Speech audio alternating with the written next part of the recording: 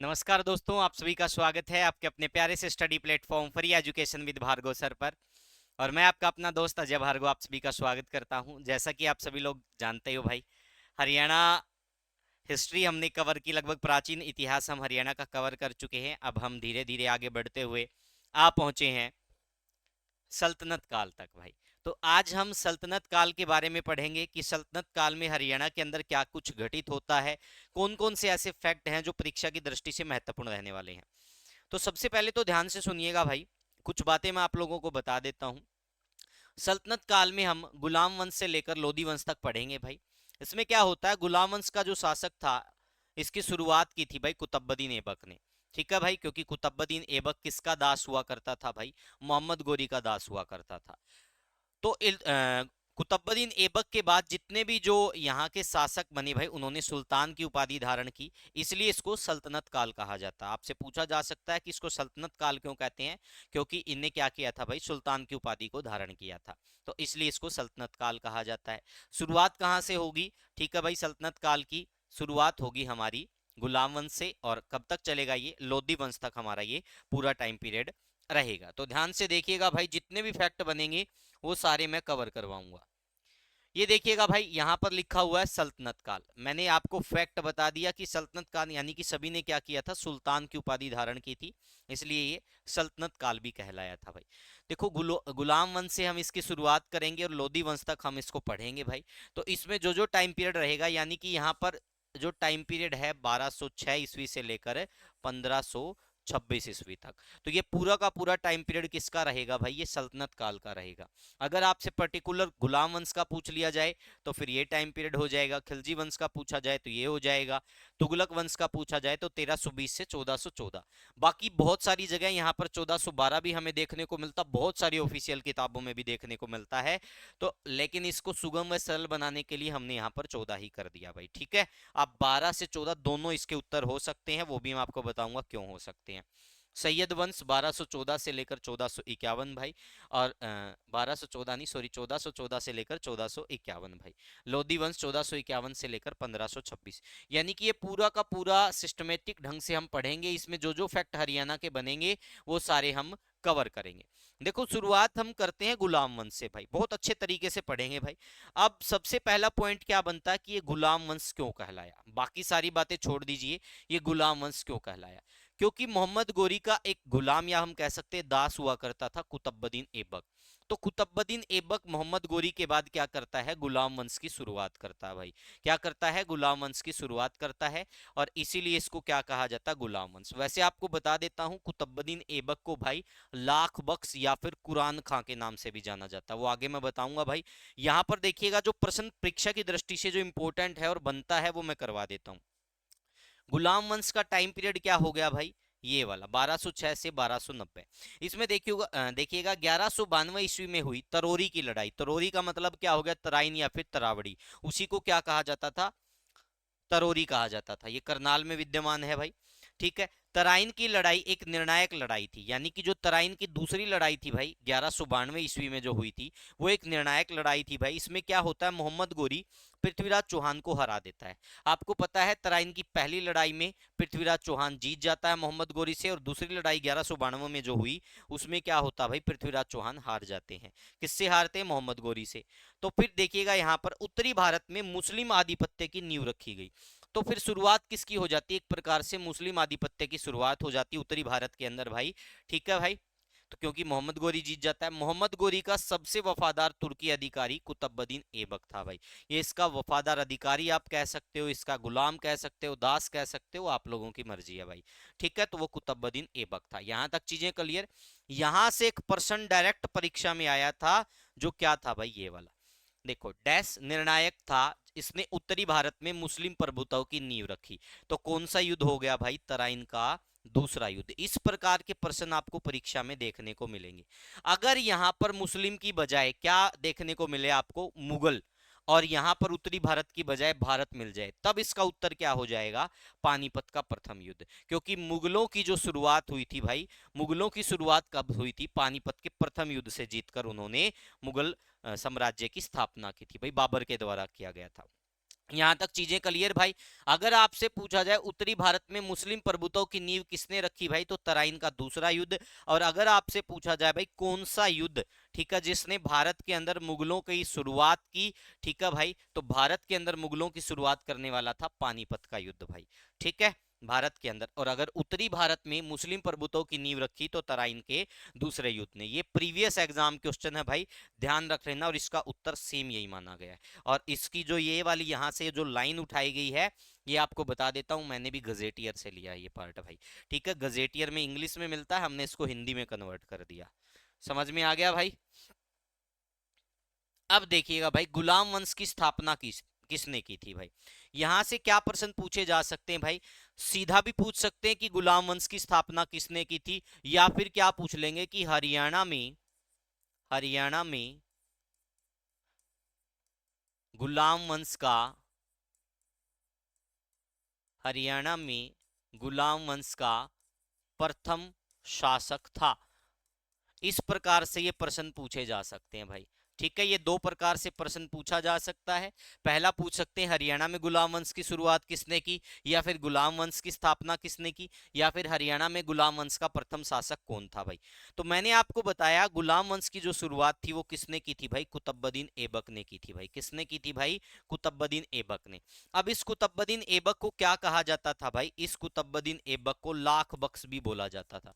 क्या बोला जाता था भाई, लाख बख्श। इसके अतिरिक्त इसको क्या कहा जाता था, इसको कुरान खां भी कहा जाता था। क्या कहा जाता था भाई, कुरान खां। अब आप कहोगे कि सर ये गुलाम वंश कैसे था, तो ये गुलाम वंश इसलिए था क्योंकि कुतुबुद्दीन ऐबक क्या था भाई, कुतुबुद्दीन ऐबक मोहम्मद गोरी का क्या हुआ करता था, दास हुआ करता था, यानी वफादार हुआ करता था। और मोहम्मद गोरी 1206 में मोहम्मद गोरी की डेथ होती है, और मोहम्मद गोरी के बाद जो शासन चलाता है वो कौन चलाता है, कुतुबुद्दीन ऐबक चलाता है। और ये गोरी का दास था या गुलाम था, इसलिए नाम क्या पड़ गया, गुलाम वंश भाई। समझ में आ गया यहां तक चीजें क्लियर। कुतुबुद्दीन ऐबक को क्या कहा जाता है, लाख बख्श एवं कुरान खां भी कहा जाता है। ये भी बहुत बार परीक्षा में आता है। अब देखिएगा ध्यान से भाई, जो जो आपके पॉइंट बनते परीक्षा की दृष्टि से सारे कवर करवाएंगे। 1206 ईस्वी में मोहम्मद गोरी की मृत्यु हो गई, मैंने आपको बता दिया था भाई ये। फिर क्या होता है, इससे पहले वह अपने जीते हुए क्षेत्र को कुतुबुद्दीन ऐबक को सौंपकर लौट गया था। वो पहले ही जा चुका था, किसको, जीता हुआ क्षेत्र सौंपकर भाई, क्योंकि 1192 की जो तराइन की दूसरी लड़ाई थी उसमें मोहम्मद गोरी जीता था। तो फिर ये अपने वफादार को ये क्षेत्र सौंपकर जा चुका था, और इसकी मोहम्मद गोरी की मृत्यु कब हो गई, 1206 में। इसके बाद क्या होता भाई, राजाओं ने सुल्तान की इसके बाद देखिएगा भाई, मोहम्मद गोरी की मृत्यु के बाद कुतुबुद्दीन ऐबक ने गुलाम वंश की नींव रखी। मैंने आपको बताया गुलाम वंश क्यों कहा गया, क्योंकि भाई ये क्या था, मोहम्मद गोरी का वफादार था, गुलाम था, कुछ भी कह सकते हो, दास था भाई। ठीक है, तो ये गुलाम वंश कहलाया भाई। उसके बाद देखिए, इसके बाद के राजाओं ने सुल्तान की उपाधि ग्रहण की, इसलिए इस काल को दिल्ली सल्तनत काल कहा जाता है। ये वाला पॉइंट भी मैं आप लोगों को करवा चुका था, तो सारी बातें क्लियर भाई।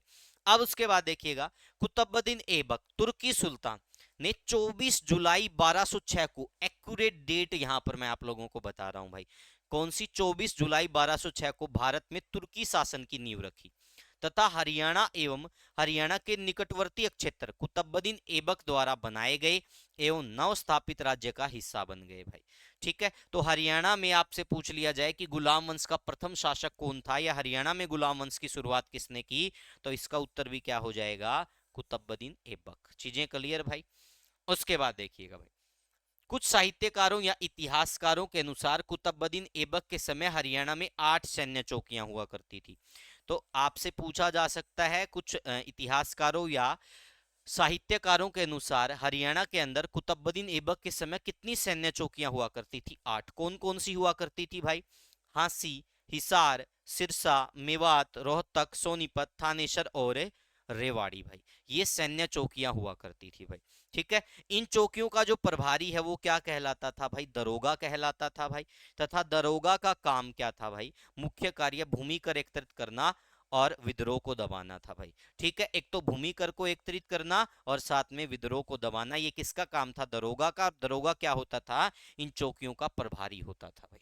समझ में आ गया यहां तक भाई, किसी को कोई दिक्कत तो नहीं। जितने प्रश्न यहां से बन सकते थे सारे के सारे कवर करेंगे, और फिर एक कंप्लीट पीडीएफ भी मैं इसकी आप लोगों को प्रोवाइड करवा दूंगा भाई। आगे बढ़े, चलो भाई। उसके बाद देखिएगा भाई 1210 में क्या होता है भाई, पोलो खेलते समय एक दुर्घटना में कुतुबुद्दीन ऐबक की मृत्यु हो जाती है। वह घुड़सवारी करते समय गिर गया और गंभीर रूप से घायल हो गया।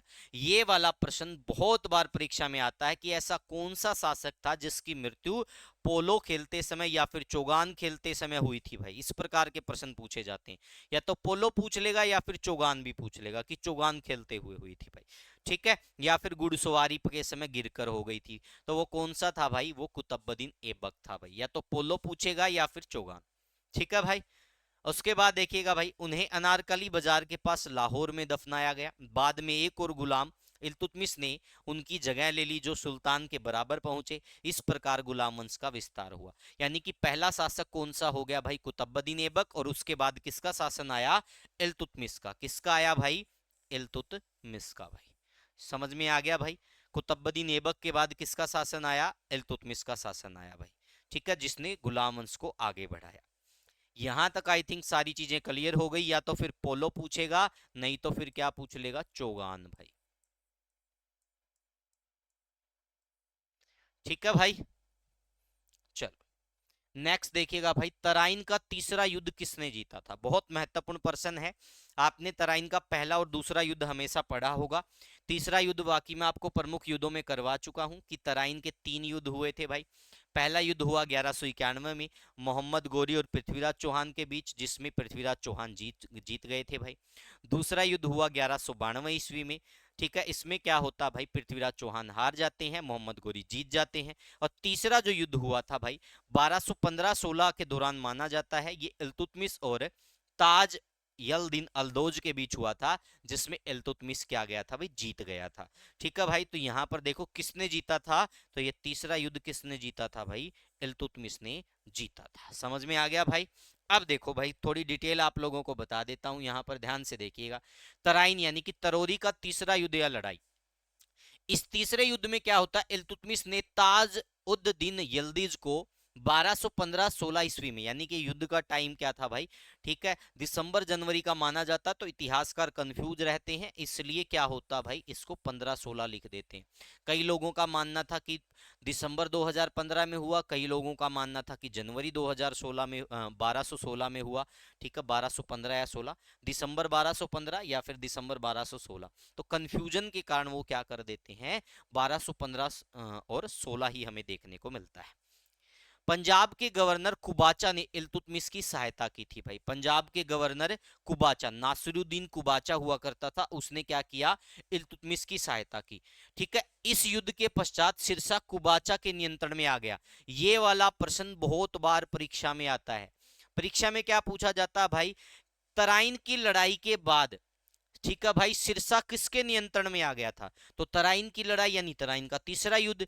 इसमें क्या होता भाई, कुबाचा किसकी हेल्प करता है, इल्तुतमिश की। तो इल्तुतमिश इसको क्या दे देता है, सिरसा भाई। तो सिरसा किसके अधिकार में आ गया था भाई, तराइन की लड़ाई के बाद, कुबाचा के भाई, नासिरुद्दीन कुबाचा। ठीक है भाई, किसके अधिकार में आ गया था, नियंत्रण में आ गया था, नासिरुद्दीन कुबाचा। कुबाचा बहुत ही चालाक व्यक्ति था, उसने अपनी शक्ति को बहुत तेजी से बढ़ाया और 1227 ईस्वी में कुबाचा ने सिरसा में अपनी स्वतंत्रता की घोषणा कर दी, यानी भाई मैं तो क्या हूं, स्वतंत्र हूं भाई। ठीक है, इसके बाद इल्तुतमिश ने कुबाचा पर भयंकर आक्रमण किए और कुबाचा को हराकर इल्तुतमिश ने सिरसा जिले को अपने नियंत्रण में ले लिया भाई। तो बाद में क्या होता है, अपने नियंत्रण में ले लेता कौन, इसको हराकर, इल्तुतमिश इसको हराकर अपने नियंत्रण में ले लेता है। इसके बाद इल्तुतमिश अपने राज्य को कई इक्ताओं में, ठीक है, कई इक्तों में बांट देता भाई, जिनमें से 7 प्रमुख थे, पलवल, हांसी, सिरसा, नारनौल, रेवाड़ी, दिल्ली और पीपली भाई। तो ये आपसे पूछा जा सकता है इल्तुतमिश के समय प्रमुख 7 इक्ते कौन कौन से थे भाई, या इनमें से कौन था, पलवल, हांसी, सिरसा, नारनौल, रेवाड़ी, दिल्ली और पीपली। सुल्तान के प्रत्यक्ष पर्यवेक्षण और नियंत्रण में जो अधिकारी इक्ता के मामलों की देखरेख करते थे, उन्हें मुक्ता या बली कहा जाता था। उनको क्या कहा जाता था, मुक्ता, मुक्ति या फिर बली। ठीक है भाई, तो ये वाले प्रश्न आपसे पूछा जा सकता है। ठीक है भाई, सारी चीजें बाली समझ में आ गया भाई। मुक्ति भी हो सकता है, मुक्ता या फिर बाली, ये तीनों ऑप्शन में मिल सकते हैं। तो ये सारे के सारे फैक्ट जहां से जो प्रश्न बनता है, एक तो 7 प्रमुख इक्तों वाला प्रश्न बनता है, एक ये वाला प्रश्न बनता है, और एक तीसरे युद्ध किस किस के बीच हुआ ये वाला प्रश्न बनता है। ये तीन ही प्रश्न परीक्षा में पूछे जाते हैं भाई। समझ में आया? नेक्स्ट देखिएगा भाई, दिल्ली सल्तनत काल में राजगद्दी पर बैठने वाली पहली और अंतिम महिला शासक कौन थी? बहुत ही बेहतरीन प्रश्न है भाई, पहली और अंतिम महिला शासक। ठीक है भाई, अभी आपको पता चलेगा कि इल्तुतमिश क्या करता भाई, अपनी पुत्री को भाई शासिका घोषित करता है। ठीक है, तो इल्तुतमिश की जो बेटी हुआ करती थी रजिया सुल्तान भाई, ठीक है, वो क्या थी भाई, वो रजिया सुल्तान देखो दिल्ली सल्तनत काल में राजगद्दी पर बैठने वाली पहली और अंतिम महिला शासिका थी। आपसे पूछा जा सकता है पहली और अंतिम महिला शासिका तो कौन थी? वो रजिया सुल्तान थी। कौन थी भाई? वो रजिया सुल्तान। अब थोड़ा इनके बारे में अच्छे से पढ़ेंगे भाई, ध्यान से देखिएगा। अप्रैल 1229 में इल्तुतमिश के बड़े बेटे यानी पुत्र जो था नसीरुद्दीन की मृत्यु हो गई। इल्तुतमिश के बाकी पुत्र प्रशासन कार्य में निपुण नहीं थे भाई, इसलिए इल्तुतमिश ने अपनी मृत्यु शैया पर अपनी पुत्री रजिया को अपना उत्तराधिकारी मनोनीत कर दिया, यानी कि मरने से पहले इसको क्या कर गया? मनोनीत कर गया भाई। रजिया को उसके पिता शमसुद्दीन इल्तुतमिश की मृत्यु 12 अप्रैल 1236 के पश्चात दिल्ली का सुल्तान बनाया गया। तो इल्तुतमिश की मृत्यु कब हुई? डेट दे रखी बकायदा भाई। फिर क्या बनाया गया? इसको सुल्तान बनाया गया। किसको? रजिया सुल्तान को। इल्तुतमिश पहला ऐसा शासक था जिसने अपने बाद किसी महिला को उत्तराधिकारी नियुक्त किया भाई। स्रोतों के अनुसार पहले उसके बड़े बेटे को उत्तराधिकारी के रूप में तैयार किया गया था, परंतु दुर्भाग्यवश उसकी अल्प आयु में ही क्या हो गई? मृत्यु हो गई। कौन था वो? नसीरुद्दीन की भाई। ठीक है, बड़ा पुत्र था। उसके बाद देखिएगा, मुस्लिम वर्ग या तुर्की रईसों को इल्तुतमिश का किसी महिला को वारिस बनाना नामंजूर था, इसलिए उसकी मृत्यु के पश्चात उसके छोटे बेटे रकनुद्दीन फिरोज शाह को राज सिंहासन पर बैठा दिया गया भाई। किसको बिठाया गया भाई? रकनुद्दीन को बिठा दिया गया। रकनुद्दीन फिरोज शाह को राज सिंहासन पर बिठा दिया। किसने? मुस्लिम वर्ग या फिर तुर्की रईसों ने भाई। ठीक है, यहां तक सारी चीजें क्लियर भाई। उसके बाद देखिएगा, वह शासन करने के लिए अयोग्य साबित हुआ। तो रकनुद्दीन फिरोज शाह जो था वो बिल्कुल अयोग्य साबित हुआ भाई, और उनकी मां शाहतु को उनकी गतिविधियों के कारण मामला और भी बदतर हो गया भाई। ठीक है, उसने सभी शक्तियों को जब्त कर लिया, जबकि उसका बेटा अविवाहित रहा। मुल्तान, हांसी और लाहौर में केंद्र सरकार का अधिकतर शून्य हो गया भाई। ठीक है भाई, जो अधिकार था भाई, जो केंद्र सरकार का था, वो नियंत्रण जो था वो बिल्कुल शून्य हो गया भाई, क्योंकि अयोग्य शासक था। ठीक है, उसके बाद देखिए भाई, पूरा राज्य अव्यवस्था में डूब गया, यानी पूरे राज्य में क्या हो गया? अव्यवस्था, अराजकता फैल गई। रजिया के विपक्ष में जो व्यक्ति थे उन्हें दिल्ली के रईसों ने बंदी बना लिया भाई। ठीक है, और रजिया को सिंहासन पर बैठा दिया। रक-उद्दीन की मृत्यु 9 नवंबर 1236 को हुई भाई। तो आपसे इसकी मृत्यु पूछी जा सकती, बकायदा डेट यहां पर लिख रखी है भाई। किसकी? रक-उद्दीन, इसकी मृत्यु हुई, फिरोज शाह, रकनुद्दीन फिरोज शाह। इसके पश्चात सुल्तान के लिए अन्य किसी विकल्प के अभाव में मुसलमानों को एक महिला को शासन की बागडोर देनी पड़ी और रजिया सुल्तान दिल्ली की शासिका बन गई भाई। तो दिल्ली सल्तनत पर बैठने वाली पहली और अंतिम महिला शासक कौन थी? रजिया सुल्तान थी भाई। तो समझ में आया भाई, सारी स्टोरी यहाँ पर आपको बता दी भाई, कैसे क्या हुआ। शुरुआत में क्या होता है, इल्तुतमिश का बड़ा बेटा था नसीरुद्दीन, उसको उत्तराधिकारी बनाया जाना था, लेकिन उसकी अल्पायु में मृत्यु हो गई। फिर इल्तुतमिश क्या देखता है कि मेरे बाकी के जो बेटे वो अयोग्य है, तो इस बात को देखते हुए इल्तुतमिश मरने से पहले रजिया सुल्तान को क्या बना देता है भाई? किसको मनोनीत कर देता है उत्तराधिकारी के रूप में? रजिया सुल्तान को। तो ये भी प्रश्न आपसे पूछा जा सकता है, रजिया सुल्तान किसकी बेटी थी? इल्तुतमिश की बेटी थी। फिर क्या होता भाई, देखो, जो मुस्लिम वर्ग या तुर्की रईस थे भाई, उनको एक महिला को शासिका बनाना नामंजूर था, इसलिए वो इसका विरोध करते हैं और क्या कर देते हैं भाई? रकनुद्दीन फिरोज शाह को राज सिंहासन पर बिठा देते हैं भाई। ठीक है, अब क्या होता है, रकनुद्दीन फिरोज शाह अयोग्य शासक घोषित होता है, उसकी मां की गतिविधियों के कारण भी और बहुत सारी ऐसे, जिससे लगभग उनका जो अधिकार या नियंत्रण होता है वो शून्य हो जाता है, अव्यवस्था फैल जाती है।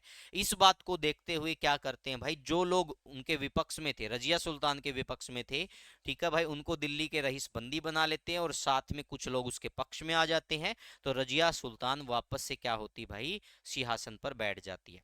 उस रकनुद्दीन फिरोज शाह की मृत्यु कब हुई? 9 नवंबर 1236 को। ठीक है भाई, इसके पश्चात क्या होता है, रजिया सुल्तान कंफर्म क्या हो जाती है भाई, शासिका घोषित हो जाती है और राज करती है। नेक्स्ट देखिएगा भाई, शासन कार्यों में रजिया की रुचि अपने पिता के शासन के समय से ही थी। यानी कि जो राजकीय कामकाज हुआ करते थे उसमें रजिया सुल्तान की हमेशा से रुचि थी भाई।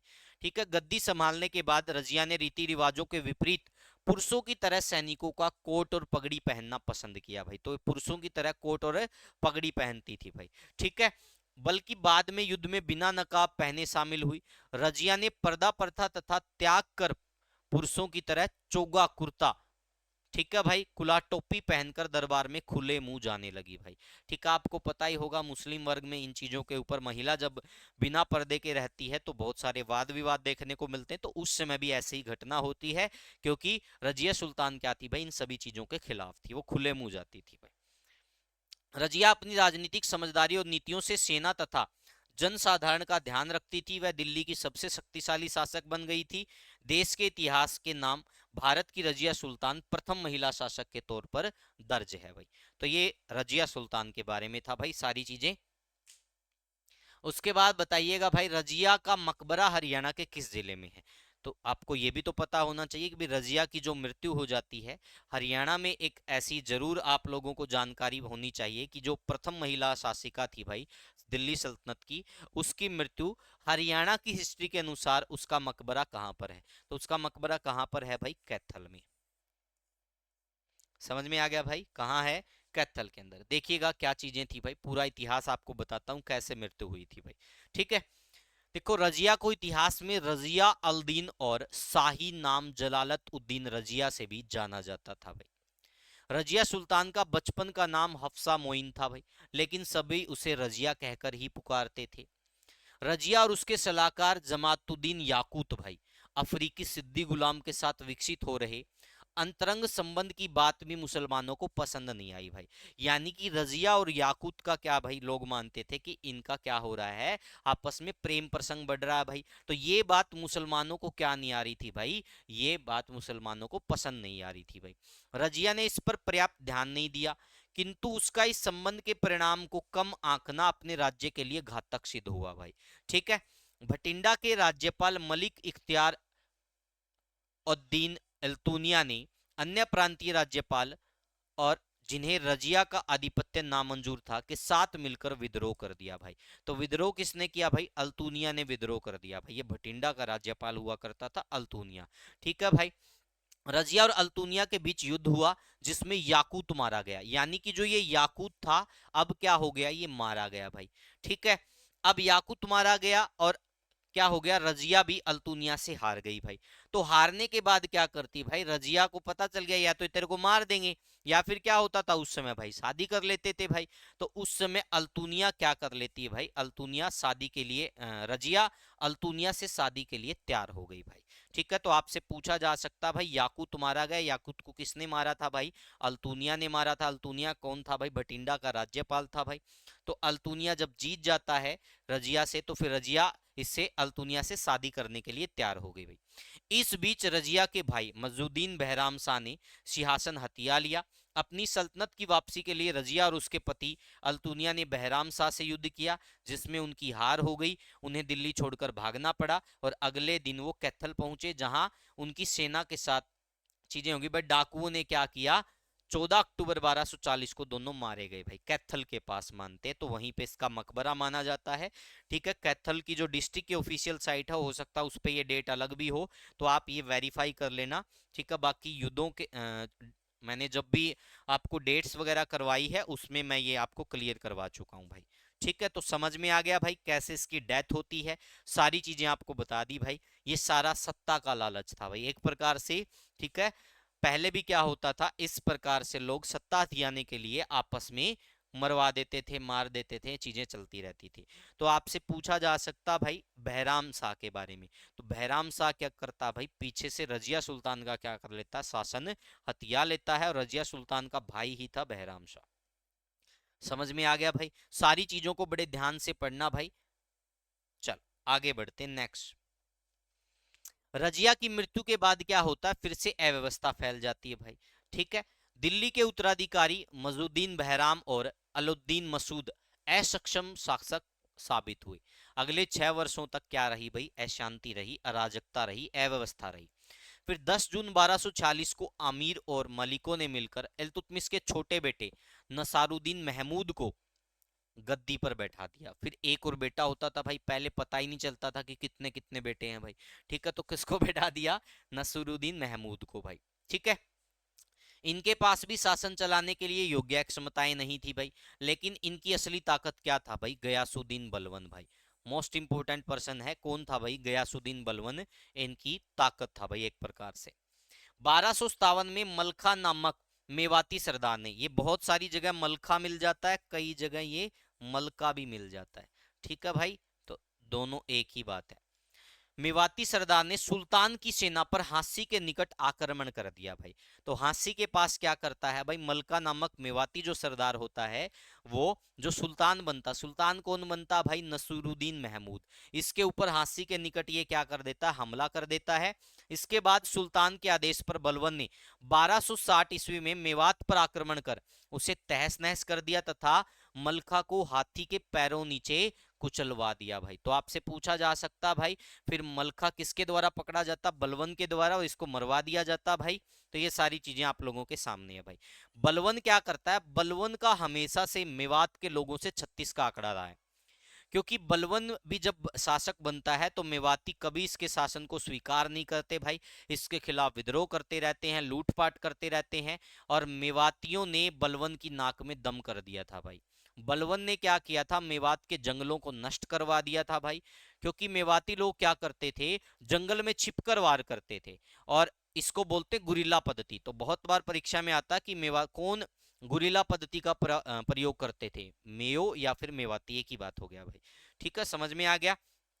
फिर 18 फरवरी 1266 को नसरुद्दीन महमूद की मृत्यु हो जाती है और इल्तुतमिश वंश समाप्त हो जाता है। फिर शासक कौन बनता है? गयासुद्दीन बलवन भाई।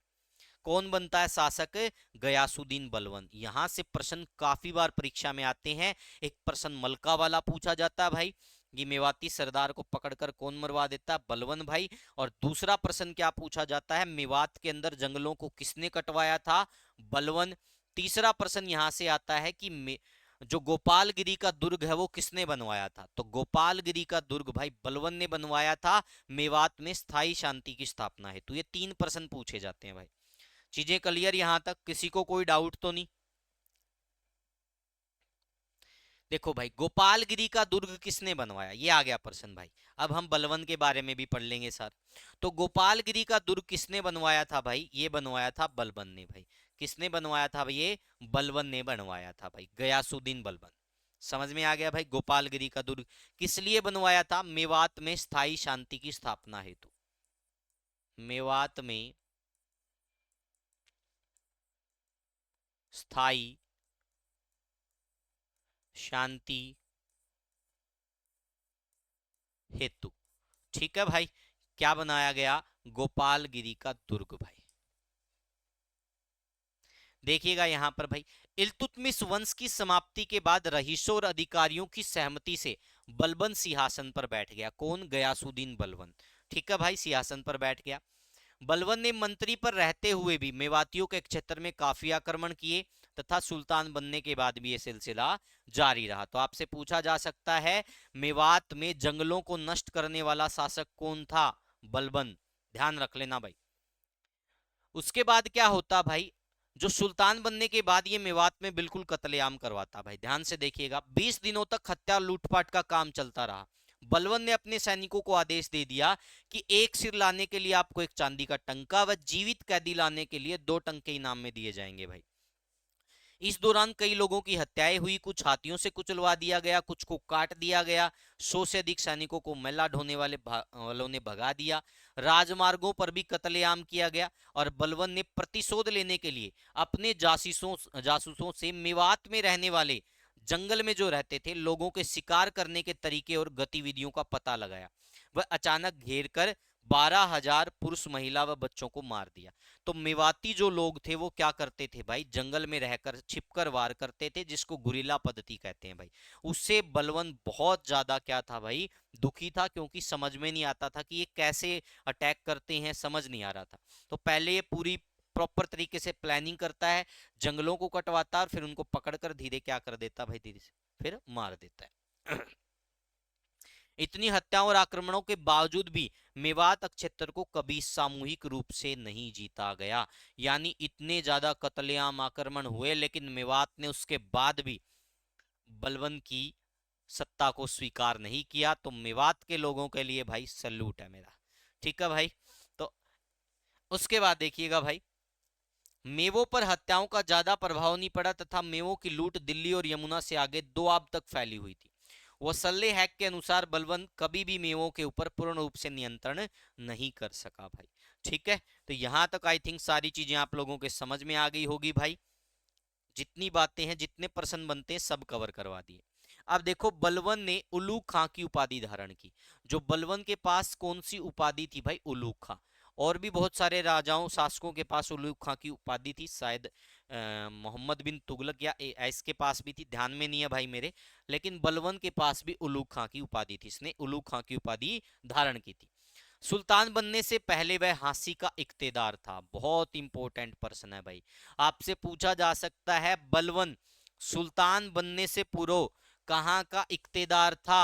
हांसी का। सुल्तान बनने से पूर्व बलबन कहां का इक्तेदार था? हांसी का इक्तेदार था। इस प्रश्न को मत भूल जाना, बहुत ही बढ़िया प्रश्न है भाई, परीक्षा में बार बार आएगा। ठीक है भाई। यहां पर 1265-66 1265-66 ईस्वी में उसने मेवात पर दोबारा आक्रमण किया तथा यहां के जंगलों को साफ करवा दिया, यानी कटवा दिया। ये वाला प्रश्न भी परीक्षा में आता है। ताकि मेवाती उसमें ना घुस सके भाई। ठीक है। मेवात में स्थायी शांति की स्थापना हेतु उसने गुरुग्राम में, यानी गुरुग्राम में बादशाहपुर मार्ग के ऊपर क्या करता भाई? ये गोपालगिरी के किले की स्थापना करता है। किसके लिए? शांति स्थायी स्थापना हेतु। नागरिक शासन को मजबूत बनाने के लिए उसने कैथल तथा सोनीपत दो नए इक्ते बनाए भाई। आपसे पूछा जा सकता भाई, बलबन ने कौन से दो नए इक्ते बनाए थे भाई? कैथल और सोनीपत। बलबन ने कौन से दो नए इक्ते बनवाए थे? कैथल और सोनीपत। ठीक है। इस काल में सबसे छोटा इक्ता क्या था? पलवल भाई। आपसे पूछा जा सकता है, सबसे छोटा इक्ता सल्तनत काल में सबसे छोटा इक्ता कौन सा था? पलवल था भाई। देखो, सल्तनत काल में सबसे छोटा इक्ता पलवल, सल्तनत काल का सबसे बड़ा इक्ता दिल्ली भाई। दोनों इंपॉर्टेंट है, ध्यान से कर लेना।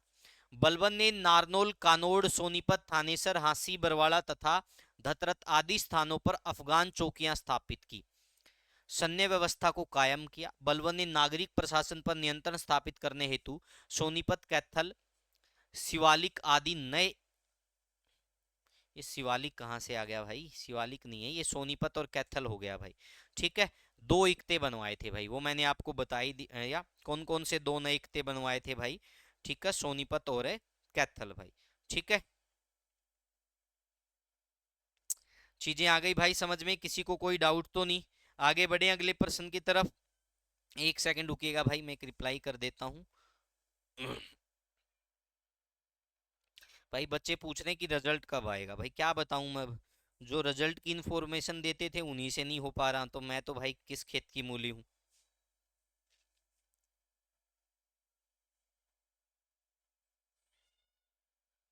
ठीक है भाई। तो ये आप कर लेना भाई सारी चीजें। ठीक है। शमसुद्दीन कैमूर्स गुलाम वंश का अंतिम सुल्तान था भाई। शमसुद्दीन कुमर्स जो था गुलाम वंश का अंतिम सुल्तान था। यानी कि गुलाम वंश कंप्लीट, जितने भी हरियाणा के प्रश्न बनते थे सारे कवर। ठीक है भाई। और ये आपको ये शिवालिक भी देखने को मिलता, बहुत सारी जगह शिवालिक भी लिखा है, लेकिन काफी सारी किताबों में भाई कैथल और सोनीपत ही है। ठीक है भाई।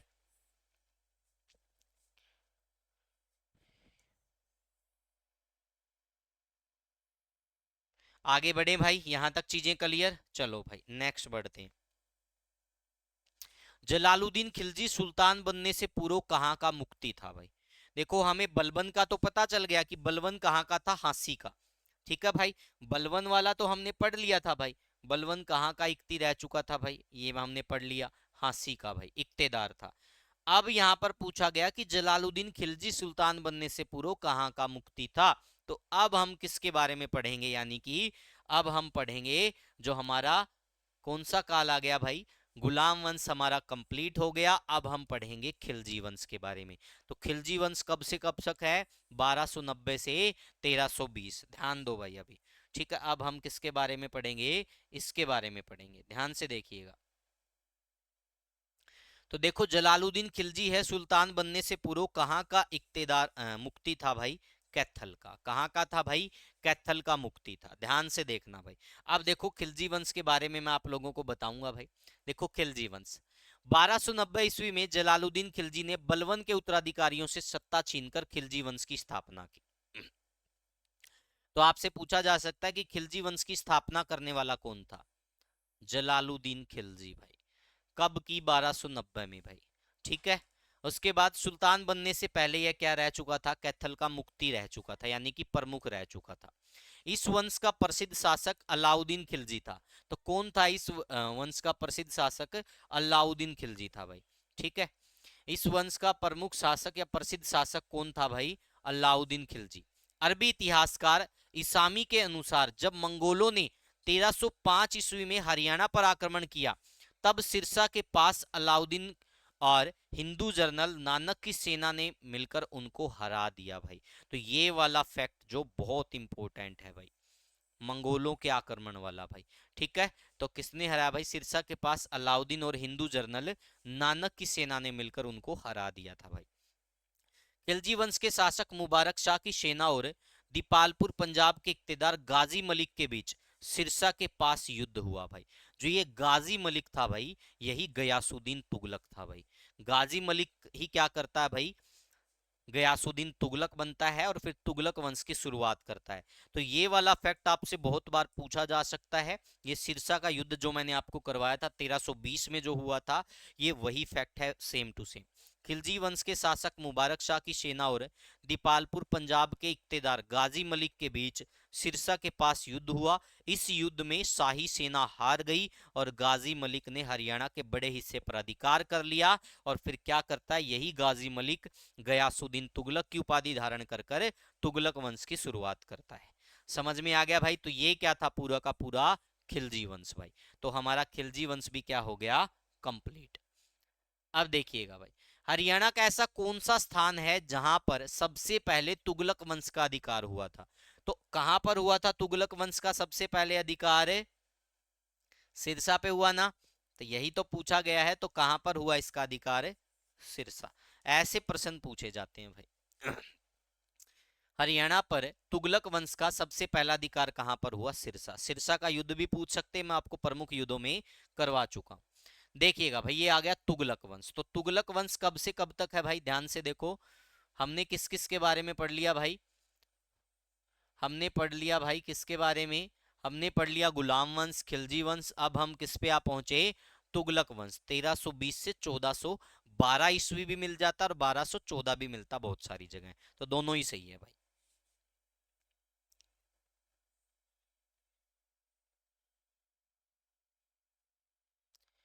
तो ये वाला हमारा हो गया उत्तर भाई। अब देखिएगा, गाजी मलिक भाई आगे बढ़ते हुए दिल्ली पर अधिकार कर लिया और गयासुद्दीन तुगलक का नाम धारण कर खुद को सुल्तान घोषित किया। वह तुगलक वंश का संस्थापक था। तो यानी गाजी मलिक ही क्या था, गयासुद्दीन तुगलक था, जिसने तुगलक वंश की शुरुआत की भाई। कब, 1320 में भाई। कब की शुरुआत है, 1320 में, क्योंकि वही क्या कहलाता है, सिरसा का युद्ध भाई। तो किस किस के बीच हुआ, कौन जीता, तुगलक वंश का पहला अधिकार किस स्थान पर हुआ, सारी बातें क्लियर हो गई भाई। ठीक है भाई। सिरसा पहला स्थान था जिस पर तुगलक वंश का कब्जा था। जब वह दिल्ली का सुल्तान था तब यह महत्वपूर्ण स्थानों में आ गया।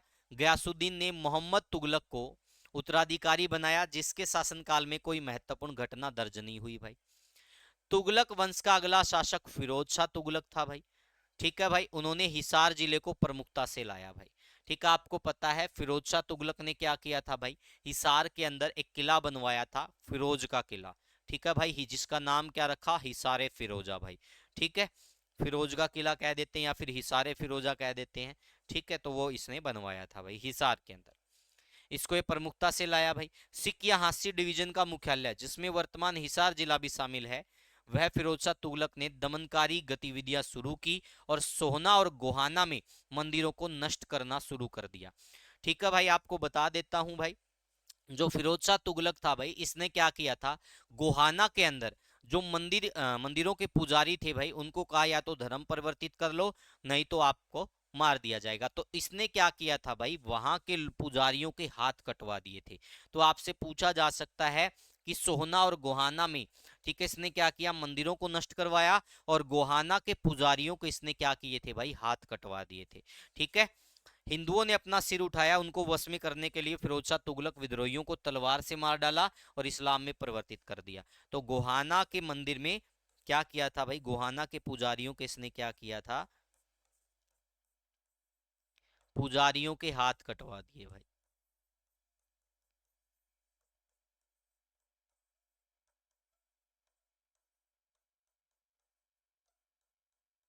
ठीक है भाई, समझ में आ गया यहां तक। तो ये सारे फैक्ट आपसे पूछे जा सकते हैं।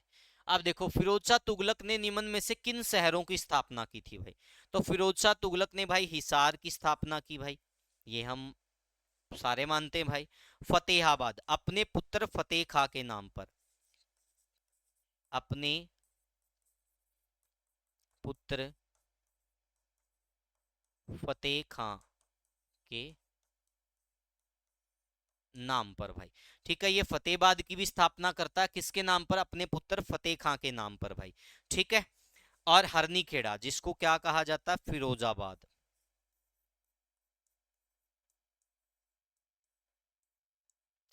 तो इन तीनों की स्थापना हो गई भाई, तो राइट आंसर ये भी हो गया। तो राइट आंसर क्या बन गया भाई, ऑल ऑफ दीज भाई। तो इन तीनों स्थानों की या शहरों की स्थापना किसने की थी भाई, फिरोज शाह तुगलक ने की थी भाई। अब देखो, फिरोज शाह तुगलक ने गोहाना में शिव मंदिरों को तोड़ा तथा लोगों पर धार्मिक अत्याचार किए।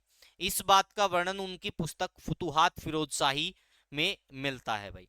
इसके खिलाफ गोहाना में विद्रोह हुआ, जिसको इसने दबा दिया भाई। 1354 में फिरोज शाह तुगलक ने हिसारे फिरोजा शहर की स्थापना की, या फिर एक किला बनवाया भाई। ठीक है, एक प्रकार से ये भी कह सकते हैं भाई। हिसार फारसी भाषा का शब्द है जिसका अर्थ है किला। यह मुख्यतः एक किला था जिसके चार द्वार थे, नागौरी गेट, मोरी गेट भाई। ठीक है, मोरी गेट, तलाकी गेट और दिल्ली गेट भाई। उसने यहाँ पर अपनी प्रेमिका गुजरी के लिए गुजरी महल बनवाया भाई। ठीक है, इसके साथ साथ लाट की मस्जिद का निर्माण भी करवाया, कहां पर, हिसार के अंदर भाई। ठीक है, इसके अतिरिक्त फिरोज शाह ने हरियाणा में फतेहाबाद, फिरोजाबाद जो हरनी खेड़ा है भाई, नगरों की भी स्थापना की। फतेहाबाद शहर में फिरोज शाह का महल भी स्थित है, जो हरियाणा की सबसे पुरानी हवेली भी कहा जाता है भाई इसको। ठीक है, फतेहाबाद को किसके नाम पर बसाया, अपने पुत्र फतेह खां के नाम पर। फतेहाबाद नगर में पानी की व्यवस्था के लिए फिरोज शाह तुगलक ने घग्गर से फौलाद यानी आधुनिक जोया जिला पटियाला नामक शाम के पास एक नहर निकलवाई। पश्चिमी यमुना नहर का निर्माण भी किसने करवाया था, फिरोज शाह तुगलक ने करवाया था भाई। ठीक है भाई, फिरोज शाह तुगलक ने मेवात के हिंदुओं को भी जबरन मुसलमान बनवा दिया था भाई। ठीक है, फिरोज शाह तुगलक ने 1360 में रानिया के पास भाई फिरोजाबाद शहर की स्थापना की। वह सरस्वती सिरसा की दीवारों के पास से एक नहर खींची भाई। ठीक है, नहीं बेटा, नहीं नहीं, इसको लेके जाइयो, लेके जाओ एक बार, 5-10 मिनट और क्लास लूंगा। तो यहाँ तक चीजें क्लियर भाई। फिरोज शाह तुगलक द्वारा इस क्षेत्र में इतना विकास कार्य किए जाना, इसके पीछे का एक कारण था, क्योंकि फिरोज शाह की जो माता है वो इसी क्षेत्र से संबंध रखती थी भाई। तो फिरोज शाह तुगलक का बचपन यहीं बीता था भाई, हिसार फतेहाबाद इस क्षेत्र में ही लगभग इनका बचपन बीता था। तैमूर लंग ने हरियाणा पर कब आक्रमण किया भाई, तैमूर लंग ने हरियाणा के ऊपर कब आक्रमण किया, 1398 में। कब आक्रमण किया था भाई तैमूर लंग ने, ठीक है भाई, 1398 में। तो 1398 का टाइम पीरियड किसका हुआ भाई, 1398 का जो टाइम पीरियड हुआ भाई, ध्यान से देखो। तो 1398 किसके अंतर्गत आएगा भाई, 1398 आएगा तुगलक वंश के अंतर्गत। तो आपसे यह भी पूछा जा सकता है कि तैमूर लंग ने जब आक्रमण किया तब हरियाणा पर किसका अधिकार हुआ करता था, तो तुगलक वंश का। यानी कि तुगलक वंश के टाइम ही तैमूर लंग ने क्या किया था भाई, हरियाणा के ऊपर आक्रमण किया था। तुगलक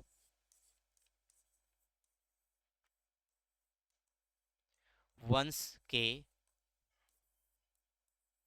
काल में ठीक है भाई, ये वाला प्रश्न आपसे पूछा जा सकता भाई। तैमूर लंग ने हरियाणा पर कब आक्रमण किया? तो उस समय किसका अधिकार था हरियाणा के ऊपर? तुगलक वंश के काल में आक्रमण किया। कब किया, डेट पूछ ले तो 1398 भाई। ठीक है, अब देखिएगा भाई, समरकंद के आमिर तैमूर भाई ने 1398 में भारत पर एक भयंकर हमला किया। तैमूर ने हरियाणा के इतिहास में भयानक कत्लेआम किए। 1398 में भटनेर हनुमानगढ़ को लूटने के बाद वह गग्गर नदी के किनारे से क्या करता है, हरियाणा में प्रवेश करता है। तैमूर सर्वप्रथम नवंबर में सिरसा पहुंचा और कुछ समय के लिए यहां पर किन्नरे होज खास हुआ करता था। ठीक है भाई, जहां कहां पर था किन्नरे होज खास? अनकाई छब झील। तो अनकाई दलदल आपसे पूछ लिया जाए कि कहां पर है, तो अनकाई दलदल कहां पर है भाई? सिरसा में है भाई। ठीक है, रानिया के पास है अनकाई छब झील हुआ करती थी उस समय, वर्तमान में अनकाई दलदल कह देते हैं। तो ये सिरसा के अंदर है भाई, यहाँ पर किन्नरे होज खास होता था, यहाँ पर तैमूरलंग रुका था कुछ समय के लिए भाई। उसके बाद ये क्या करता है, फिरोजाबाद पर हमला करता है। ठीक है भाई, उसका थोड़ा विरोध हुआ भाई, सेम एज इट इज। ठीक है भाई, फिर उसने क्या किया भाई, सिरसा पर हमला किया भाई। फिरोजाबाद वाली घटना दोहराई गई। इसके बाद तैमूर के सिपाहियों ने फतेहाबाद को कब्जे में ले लिया, यहाँ से खूब सारा धन लूटा। ठीक है, तैमूर के सैनिकों ने अल हरूनी के किले को आग लगा दी भाई, और उसका सारा घर तहस नहस कर दिया। इसके बाद तैमूर अहरवान से टोहाना, फतेहाबाद, टोहाना से समाना पंजाब गया। तैमूर की आत्मकथा मलफूजाते तमूरी के अनुसार उसने सिरसा, फतेहाबाद, टोहाना, कैथल, पानीपत आदि सभी को लूटा था भाई। ठीक है, तो इन सबको लूटने वाला कौन था भाई? तैमूर लग। तो ये तैमूर का आक्रमण हो गया, पूरा का पूरा डिटेल आप लोगों को यहाँ पर प्रोवाइड करा दी। अब सैयद वंश के बारे में बता देते हैं भाई। बाय करेगा सबको, चल तो कर दे बाय। भाई मेरी बिटिया रानी आपको बाय करेगी भाई, ये स्पेशल बाय करने आई है। तो बाय बाय लो भाई, इसकी बाय बाय कर दो। अब पढ़ाने दिया कर बच्चों को। तुझको पढ़ाना है, ले पढ़ा दे। तो नहीं पढ़ाएगा, तका तका कर दो। चलो तो जाओ, अभी जाओ माँ के पास, जल्दी जाओ। तो यहाँ तक चीजें क्लियर भाई। तो अब हमारा कौन सा कवर हो गया भाई? ठीक है, पीछे वो कवर हो गया, अब बच गया सैयद वंश भाई। तो सैयद वंश के बारे में पढ़ेंगे भाई। तो सैयद वंश ध्यान से देखिएगा। तैमूर के भारत से लौट जाने के बाद खिज्र खान ने हिसार पर कब्जा कर लिया, लेकिन सुल्तान महमूद ने इससे वापस छीन लिया। 1411 ईस्वी में खिजर खां के कब्जे में हांसी आ गया। इसके बाद खिजर खां ने दिल्ली सल्तनत पर कब्जा कर लिया और 1414 ईस्वी में सैयद वंश की स्थापना की। तो सैयद वंश की स्थापना किसने की? खिजर खां ने भाई। कब? 1414 ईस्वी में। खिजर खां का मकबरा जाटवाड़ा सोनीपत के अंदर है भाई। 1428 ईस्वी में हिसार की जागीर महमूद हसन को उसके अच्छे कार्यों के लिए दे दी गई भाई। तो ये सैयद वंश के फैक्ट है जो परीक्षा में लगभग आज तक पूछा नहीं गया, पूछ सकते हैं कभी भी। तो अब देखो भाई, सैयद वंश भी कंप्लीट हो गया, यानी कि हमने भाई क्या पढ़ लिया, ये सैयद वंश 1414 से 1451 ये वाला भी पढ़ लिया। अब क्या बच गया? लोधी वंश भाई। तो अब हम किसके बारे में पढ़ेंगे? लोधी वंश के बारे में पढ़ेंगे भाई।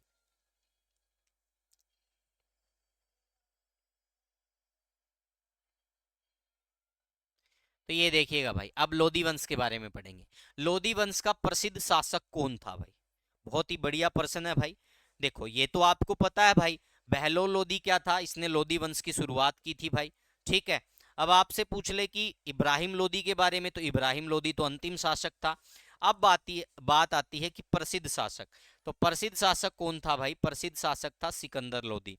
कौन था भाई? सिकंदर लोधी। और इस सिकंदर लोधी के समय हरियाणा में बहुत सारी जगह विद्रोह भी हुए थे।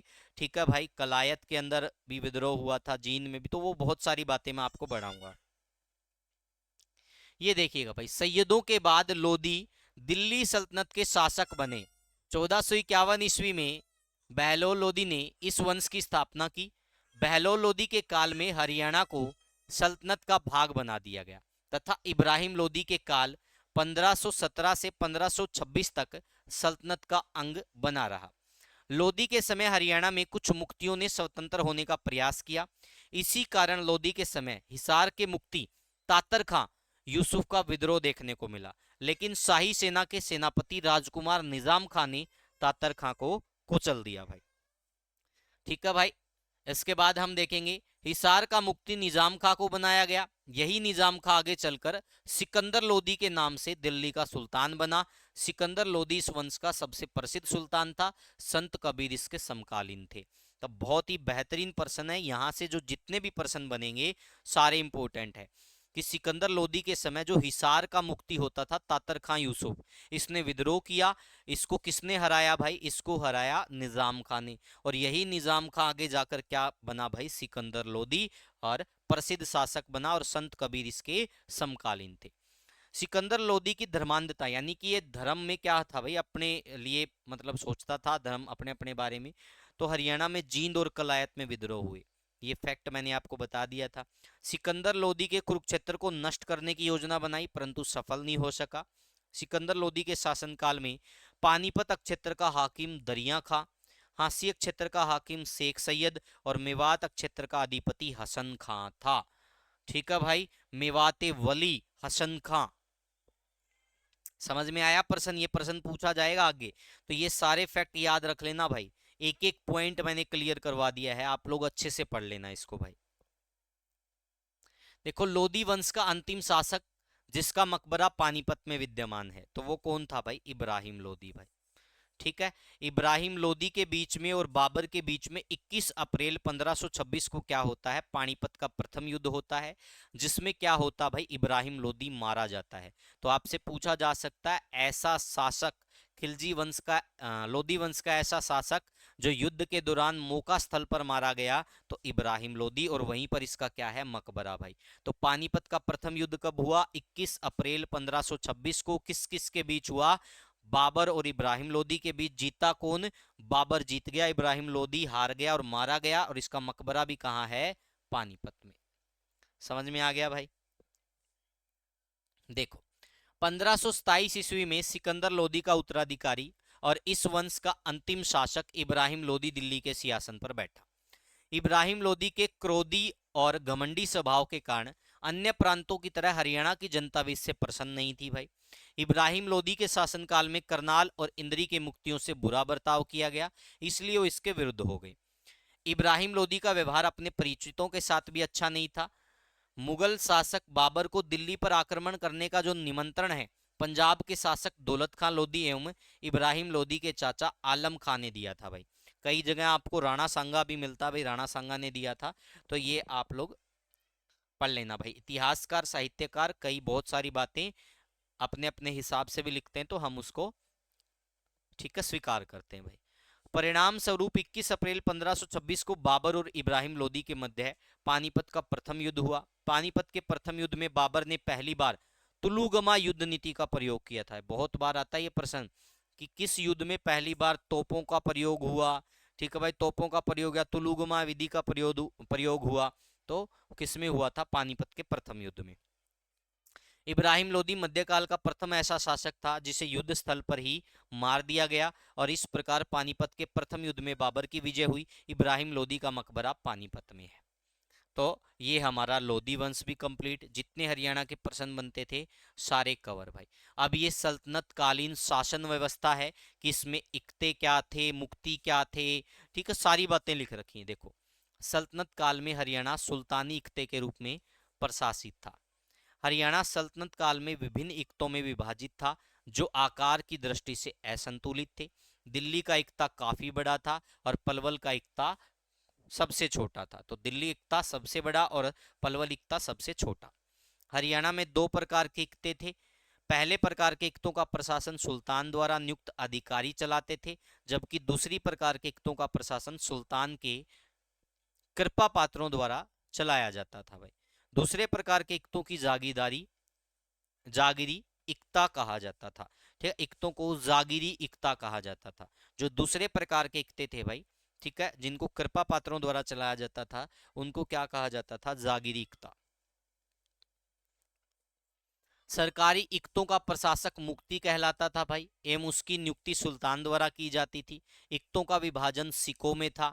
सिक एक प्रकार से तहसील के रूप में हुआ करती थी, जिसका प्रशासक सिकदार कहलाता था। सिकों को नगरों एवं गांवों में विभाजित किया गया। नगरों का प्रशासन सुल्तान द्वारा मनोनीत कोतवाल द्वारा चलाया जाता था। हरियाणा के हांसी, हिसार आदि नगरों में कोतवाल हुआ करते थे। गांव प्रशासन में सुल्तान का कोई हस्तक्षेप नहीं हुआ करता था। गांव में पंचायत होती थी और उसका मुखिया मुकद्दम कहलाता था तथा इसकी सहायता हेतु कानूनगो, पटवारी आदि हुआ करते थे भाई। हरियाणा में ग्राम्य जीवन अधिक था जो सामान्यतः आत्मनिर्भर था। नगरों की संख्या बहुत कम थी। नगरों के मकान पक्की ईंटों तथा गांव के मकान कच्ची ईंटों से बनाए जाते थे। चिकनी गारा से दीवारों की लिपाई की जाती थी। जनजीवन निम्न मध्य वर्ग का था। कृषि उत्पादन वर्षा पर निर्भर करता था। नदियों के आसपास चावल की खेती होती थी। गर्म और सूखी जलवायु के कारण बाजरा, मक्का का अधिक उत्पादन होता था। हिसार आदि भागों में दालों और तिलहन की खेती होती थी। गेहूं और कपास की पैदावार होती थी। लोग रहट से सिंचाई कर खेती करते थे। लोग बैल, गाय, भैंस, बकरी, भेड़ आदि पालते थे। खेती के औजार, धातु के बर्तन, चमड़े की वस्तुओं, मोटा सूती कपड़ा, मिट्टी के बर्तन आदि का निर्माण घरेलू स्तर पर परंपरागत व्यवस्थाओं के अंतर्गत होता था। तो ये सारी क्या थी? सल्तनत कालीन व्यवस्था थी भाई। अब आ जाते हैं PYQ। बताइएगा भाई, मोहम्मद गोरी ने चंदावर की लड़ाई में किसको पराजित किया भाई? मोहम्मद गोरी ने चंदावर की लड़ाई में किसको पराजित किया था? बहुत ही बढ़िया प्रश्न है भाई, फटाफट से जवाब दीजिएगा। बताइएगा भाई, चंदावर की लड़ाई में मोहम्मद गोरी ने किसको पराजित किया था? फटाफट से कमेंट करके बताइएगा क्या इसका उत्तर रहने वाला है। तो आप सभी को ज्ञात ही है भाई, 1194 में क्या होता है? चंदावर का युद्ध होता है भाई। ठीक है, तो चंदावर के युद्ध में कौन विजयी होता है भाई? मोहम्मद गोरी विजयी होता है। किसको हराता है मोहम्मद गोरी? जयचंद गहरवार को भाई। किसको हरा देता है? जयचंद गहरवार को। गुलाम वंश का अंतिम शासक जिसने हरियाणा के जंगल कटवा दिए एवं अत्याचार किए, वह कौन था? मैंने आपको बताया था, मेवात में जंगलों को कटवाने वाला शासक कौन था? बलबन था भाई। कौन था? बलबन। हरियाणा के इतिहास में कई युद्ध हुए। जब हुन, तुर्क और अफगानों ने भारत पर आक्रमण किया तो ऐसा इसलिए हुआ क्योंकि हरियाणा की भूमि उत्तरी भारत का प्रवेश द्वार कहलाती है। तो क्या हो गया? द्वार। असीगढ़ के किले को किसका किला भी कहा जाता है? तो असीगढ़ के किले को भाई पृथ्वीराज चौहान का किला भी कहते हैं, तलवारों का किला भी कहते हैं। तो ये राइट आंसर क्या हो गया? पृथ्वीराज चौहान का किला। किस शासकों ने 1320 में हरियाणा में तुगलक वंश की स्थापना की? तो किस शासक ने की थी भाई? गयासुद्दीन ने भाई। किसने की थी भाई? गयासुद्दीन तुगलक भाई। ठीक है, इसी को क्या कहते थे भाई? इसी को बोल, यही क्या था? गाजी मलिक।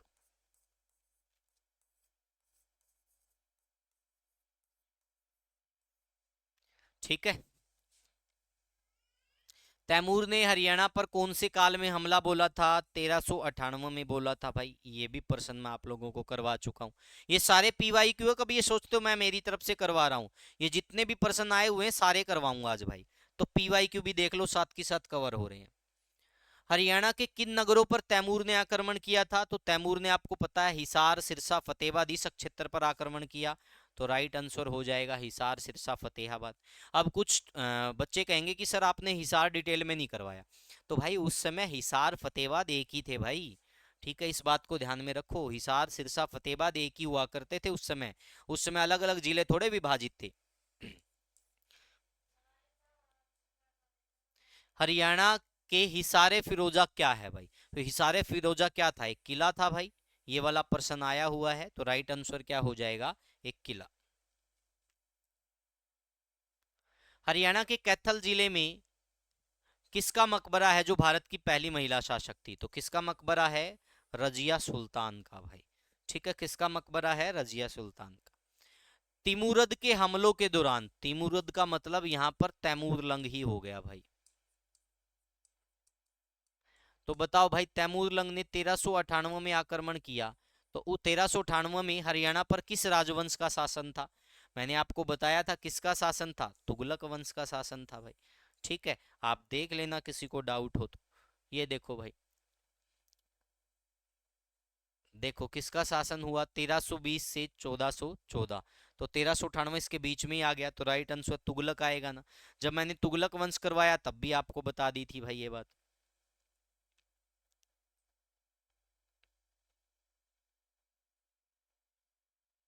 तो राइट आंसर क्या हो गया? तुगलक भाई।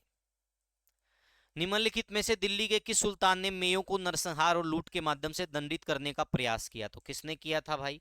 बलवन ने। गोपालगिरी का दुर्ग बनवाया था। सारी बातें क्लियर हो चुकी थी।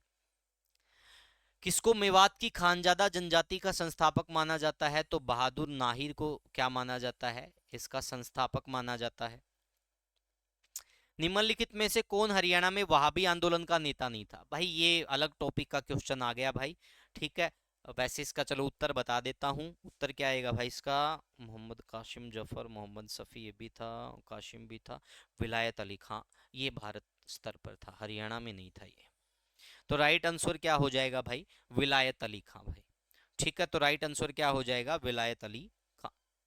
खानवा की लड़ाई के समय वलीय मेवात कौन था? मैंने आपको बताया था वलीय मेवात कौन था? हसन खां था भाई।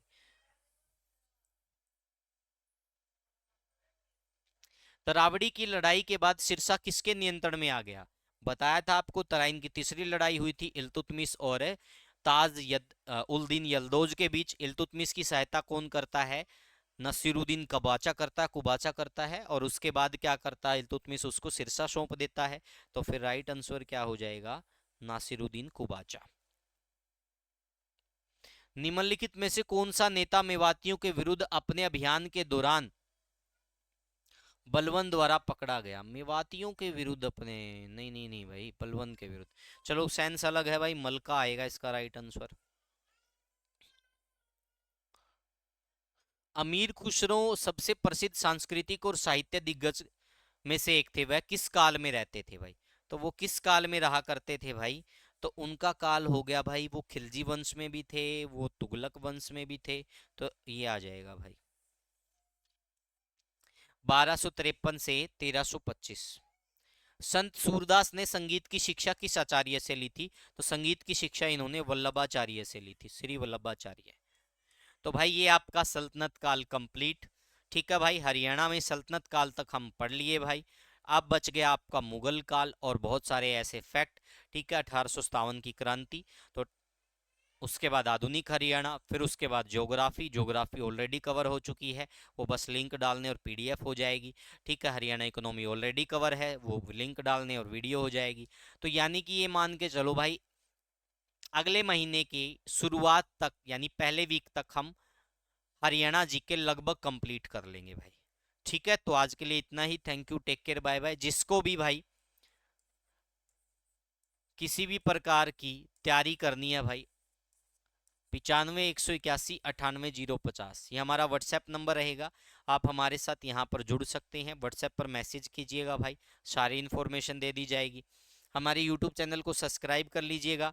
और जितना भी प्रयास हो सके भाई, कोशिश करना है खुद से पढ़ने की, खुद से लिख कर देखने की। किताबों को ज़्यादा से ज़्यादा पढ़ो, चीज़ें बहुत अच्छे से कवर होगी भाई। ठीक है, तो ये सब हो जाएगा भाई। इसके बाद बैच में बहुत सारी चीज़ें होनी है।